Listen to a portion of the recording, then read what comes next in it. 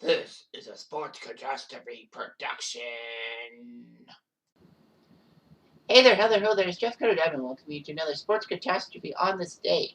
Do note there's no birthday video today because there's no one's birthday on January 22nd that I haven't covered. I covered Mike Bossie's last year, so I don't repeat myself. Anyhow, the on this day is to do with Super Bowl 18, which happened 38 years ago in 1984 between the Washington Redskins. Yeah, I know you want to say Washington redacted, but screw you.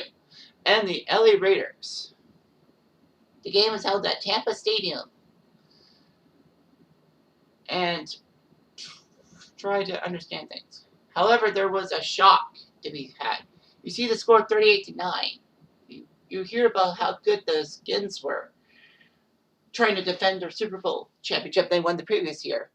And thinking, well, that's a blowout. Why are you doing that one? Well, what if I'm telling you that actually it was the other way around? It was the Raiders who won by a score of 38-9. In fact, the Skins were not too pleased with themselves. In fact, the Raiders scoring their 38 points actually is the record for most points by an AFC team. The Patriots never scored more than 38 points in the Super Bowl. I know there was like, what, 3 or 4? I think like 3 or 4 times that someone that scored more than 38 points. And they all were NFC teams. Actually, the funny thing is, this was the last time the AFC won the Super Bowl till this one's for John, 1998, which I will get to in a few days. So anyhow, the Redskins were the defending Super Bowl champs, and they were 14-2. Great rushing defense, and they scored 541 points. And the Raiders were 12-4. They were the number 1 seed in the AFC, and this was the second season after moving from Oakland.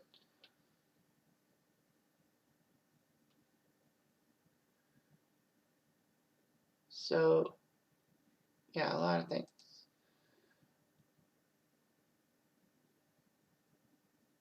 The telecast of this game on CBS was seen by over 77 million people. This was actually notable because it aired the famous 1984 TV commercial, which introduced the Apple Macintosh to the world of home computing, all that. So anyway, how did Washington and the Raiders get this far? Well, the Redskins beat the Dolphins in Super Bowl 17. They were defending champs. They were 14-2. Their 2 losses were by 1 point each. I actually want to see who they lost to by 1 point. They lost to Dallas on opening day at home 31-30, and they lost at Green Bay 48-47 in that famous and the high scoring Monday Night Football game of all time, 48-47. So yeah. Anyway, the Redskins put up 541 points, which have been broken 7 times by teams. But anyway, that was still pretty good. They had the offensive weapons. Joe Theismann was the MVP for his 3,700-yard performances, 29 touchdowns, 11 interceptions. Charlie Brown was a good wide receiver with Art Monk, Alvin Garrett as well.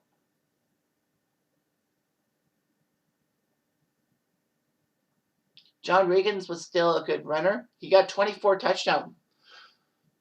running touchdowns, which was the most until I believe Sean Alexander was the one who broke that. But anyway, Joe Washington was multi-talented. You know, he could pass, he could run, he could catch passes. Mark Mosley scored 161 points, being the top kicker. And, you know, the Hogs, the great offensive line, Russ Grimm and Joe Jacoby, among others. The defense was good. Dave Butts, Dexter Manley, when he wasn't drug-riddled, was good. Vernon Dean, Darrell Green, you know, the defensive backfield. Meanwhile, the Raiders made it to their 4th Super Bowl team history. Jim Plunkett. Again, nobody thought that Jim Plunkett was going to be the number 1 quarterback, but he proved them wrong again by becoming the quarterback for the Raiders. Ty Christensen, good tight end. Cliff Branch, a good wide receiver. Running back Marcus Allen was just pure good. Greg Pruitt was a good return guy. And their defense of Howie Long, Lyle Sato, and Greg Townsend on the front lines were great. They had good linebacking corps. Matt Millen, Ted Hendricks, and Rod Martin. Mike Haynes and Lester Hayes were the cornerback tandem that scared everyone. So, both Washington and the Raiders were number 1 seeds, so they didn't have to go through the wild card round. The Raiders crushed Pittsburgh 38-10 and crushed Seattle 30-14. The ironic part was that 2 of the 4 losses by the Raiders were to the Seahawks, who the previous year actually shocked Miami in the division round and got to the AFC title game.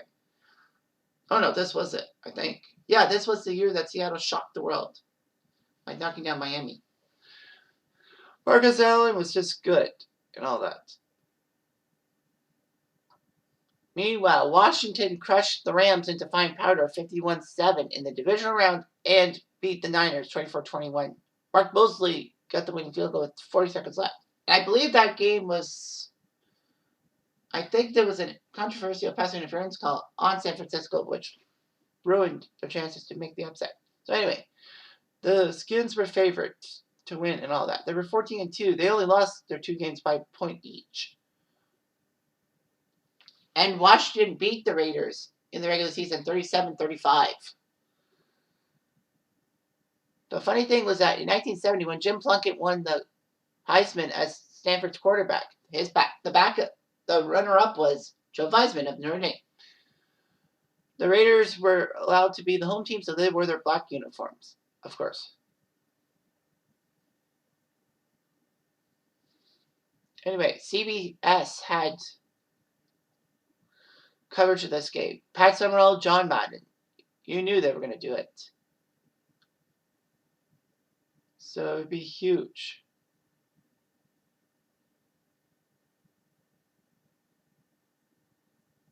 All that. So anyway, of course, you know the Apple's 1984 television commercial about 1984 and then breaking the mold for personal computers. That broke the mold on Super Bowl advertisements. You know that.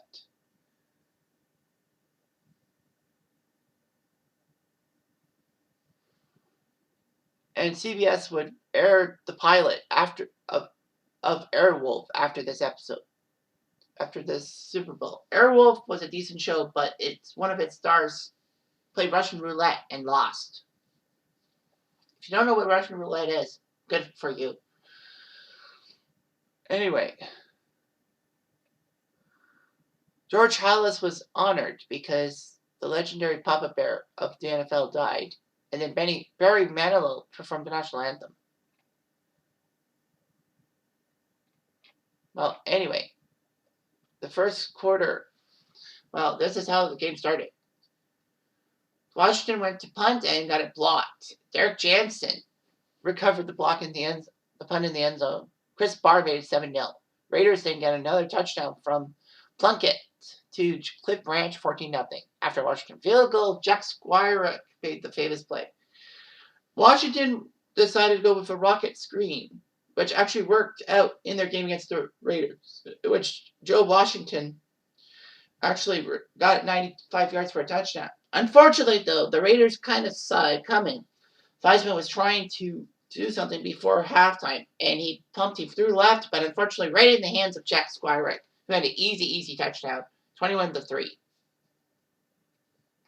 Can you believe it? Well, Washington did score a touchdown on John Reagan's touchdown run, but the funny thing is, the extra point was blocked. It was blocked by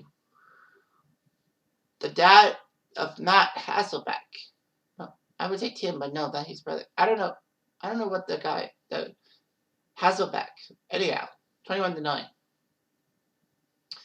Little did people know that was the last time Washington would score a point in the Super Bowl. Marcus Allen had a 5-yard touchdown run, 28-9. But that wasn't his best run, as he put a 74-yard run.